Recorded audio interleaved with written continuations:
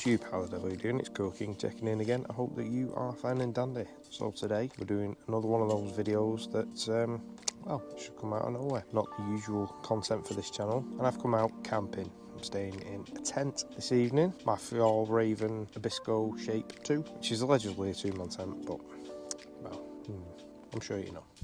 Today is the 5th of March, it's just after 5 PM. So you may have seen on the Facebook group throughout the month of March, we are taking part in the Great Tommy Sleepout that's run by the Royal British Legion Industries charity, which raised money for homeless veterans. I decided I was going to stay out a few nights in the month of March to try and raise some money for this charity, and well, this is one of them. I've got here, I've set my tent up, I'm going to get the kettle on and have a brew, and I'm going to make my dinner. Probably show you what dinner I'm having and go through the recipe for that. Maybe make it a little bit of an interesting type video. Let's get the kettle on.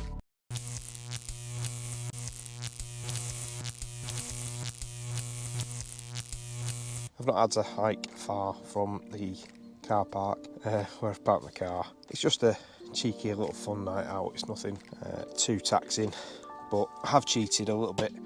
I brought the Helinox field office, which is a great piece of kit really. I wouldn't necessarily take it everywhere, but for this type of camp it works. It only has my camera equipment in it, everything else does fit in my rucksack.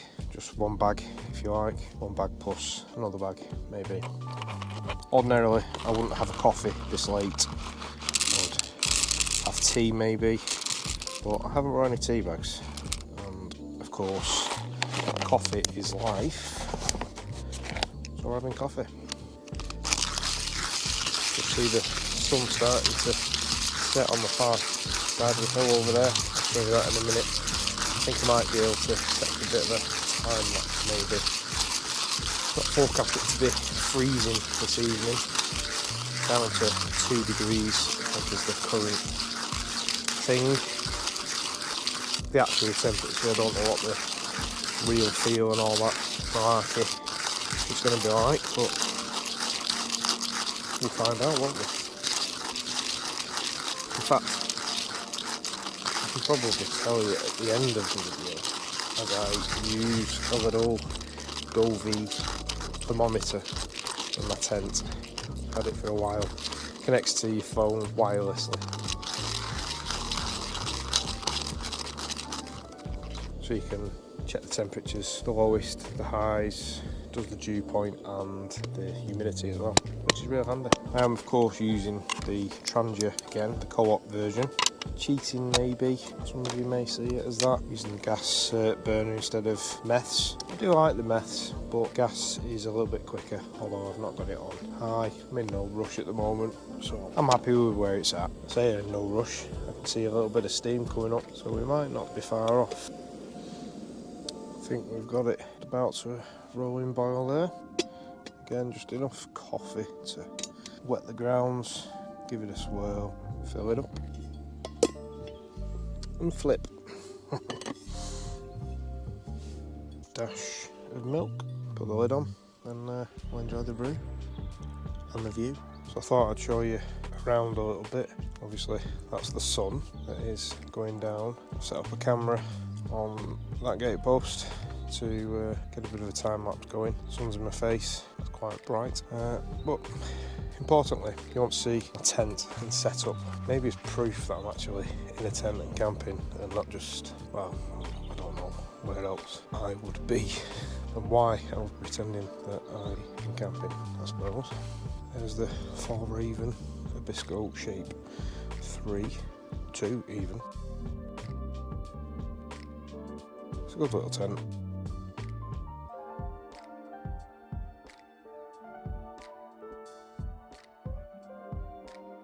And then that's the super rare limited edition Helinox Mudcan Black Chair 1. All my crap ready to do my cooking, Trangia and the Helinox field office. Well, the light is starting to disappear quite quick, so it's time to get the food on. And I did say I would tell you what I'm making.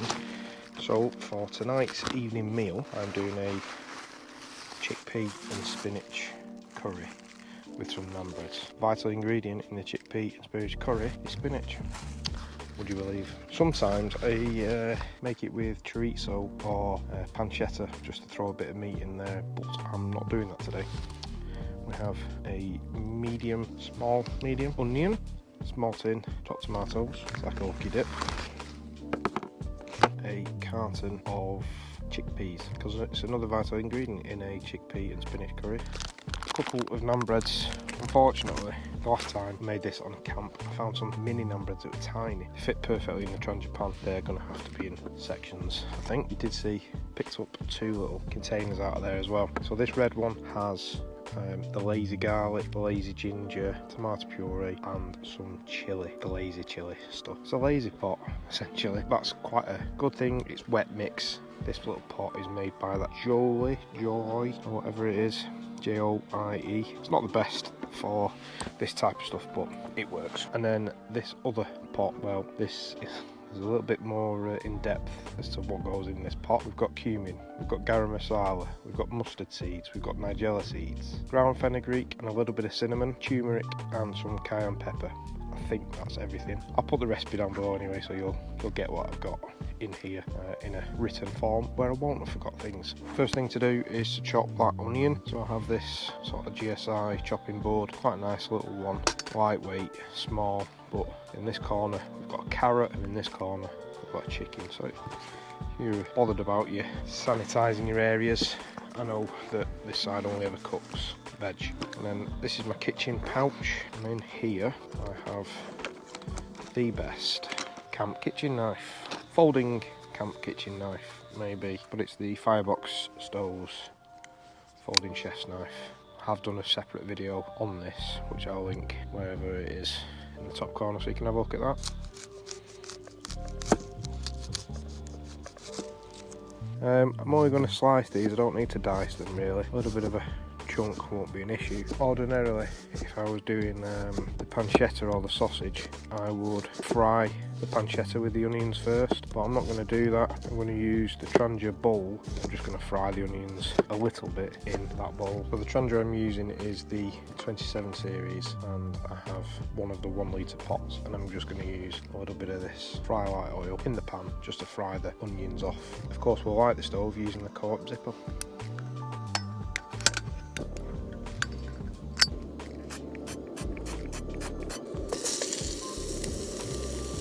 This is just to soften them up a little bit really, touch.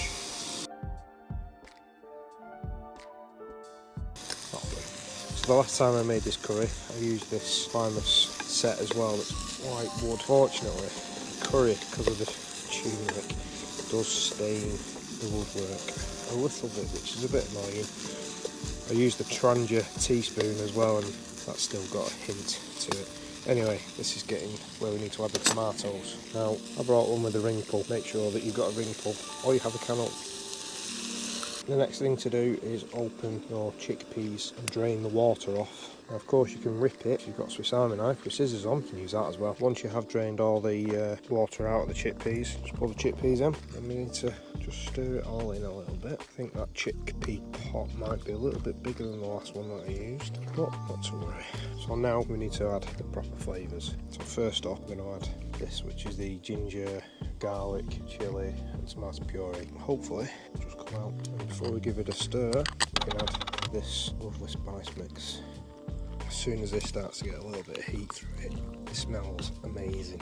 So I'm hoping that shortly everyone on this campsite will be envious of this. Is that it?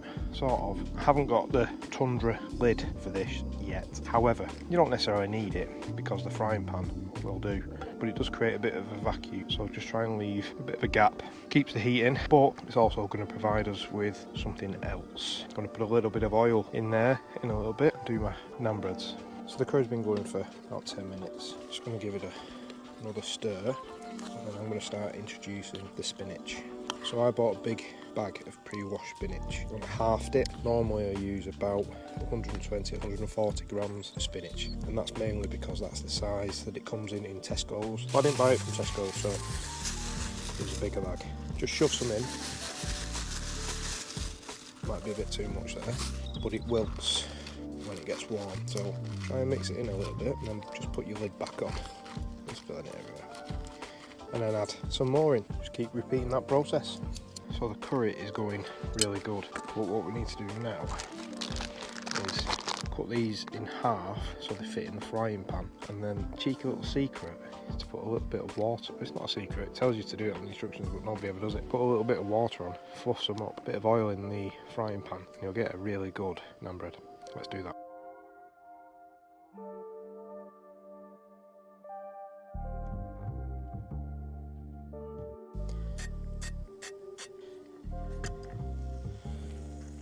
On second thoughts, I think that's pretty much done.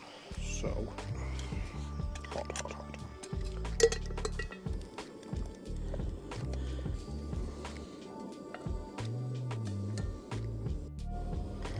And what I'm going to do, because I have two of these, so I am going to have both. You can judge me if you want, but I'm going to slice it if I can, and this is going to be my cutlery.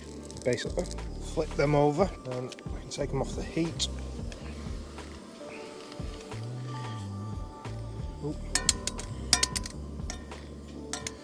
Put the curry back on for a second, whilst I slice these up again. This one's a bit crunchier, which is what I wanted. And that's us done. So I'm using the GoPro again, and a couple of batteries are fine, but the screen thing that I got, I don't even know if I'm in frame. So if I'm not, I apologise. I might edit this bit out. But the first taste of that curry, sheer amazing. I'll just get it with a bit of naan bread. Mwah. Chef's kiss. I'm going to eat that. You're not going to want to watch me eat that. So, see you in a bit. Good morning. It is a morning. It's just a little after 8. I've been awake for probably about 40 minutes or so. But I'm not going out of bed, a bit lazy. Catching up on a little bit of admin and having a bit of a blind panic because the leg from a small table has gone through my inner tent, which I'm extremely upset and annoyed at myself for, but these things happen. So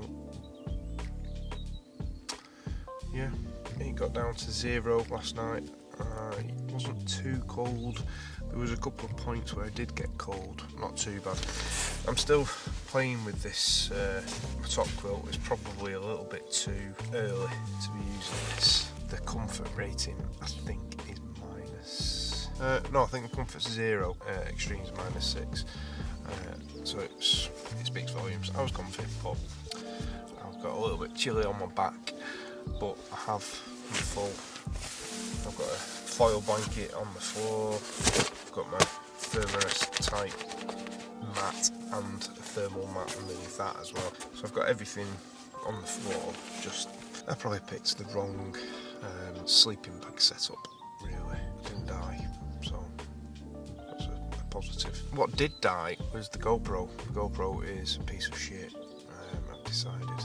Every GoPro I've ever had, I've always had issues with it. I've had this GoPro for quite some time and it's gone really well. I've used it for taking photographs, using it in swimming pools, stuff like that on holiday. Not in this type of situation, and both times in this type of situation, it's failed. So yeah, all 3 batteries died within about 20 minutes, which is not what I normally get out of it when I use it for other things. So I'm a bit annoyed with the GoPro. Oh well. When I did fire up the GoPro last night, I was making myself a hot chocolate with Baileys. That was my bedtime drink. And now I'm going to shove these in my hoodie pocket, the Zippo hand warmers, and I'm going to make myself some porridge for my breakfast, and of course a morning brew. A little bit of breath there, and then I'm going to start packing up as well.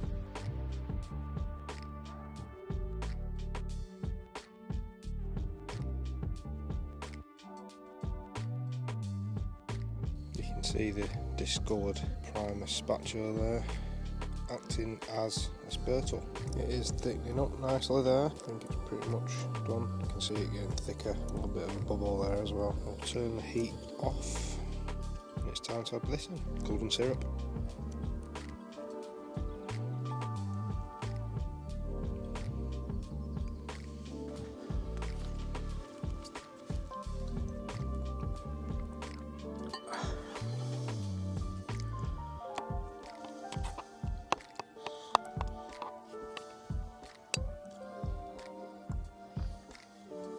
Well, that is me done and back in the car, packed up. A little bit of moisture, condensation on the tent, so of course that'll be getting dried when I get home. I've washed my tent pegs here. There's a little bit of a wash facility, so I've done that. Yes, I am a weirdo that washes my tent pegs before I put them in the little tent peg bag. Look after your gear, it looks after you, and keeps it brand new in box status. All in all, a good night. Porridge was excellent. I don't know why it was so good, but for out of a packet, cheap golden syrup, Quaker Oats porridge, it was very nice. Maybe it's just because I was in the outdoors, I don't know. This place is only about 35 minutes-ish from home, so home for real coffee. If you do want to donate to the very good charity that is the Royal British Legion Industries for the Great Tommy Sleepout, the whole reason of why this video is even in existence, the link will be in the description down below. Thanks for watching, take care, see you on the next one.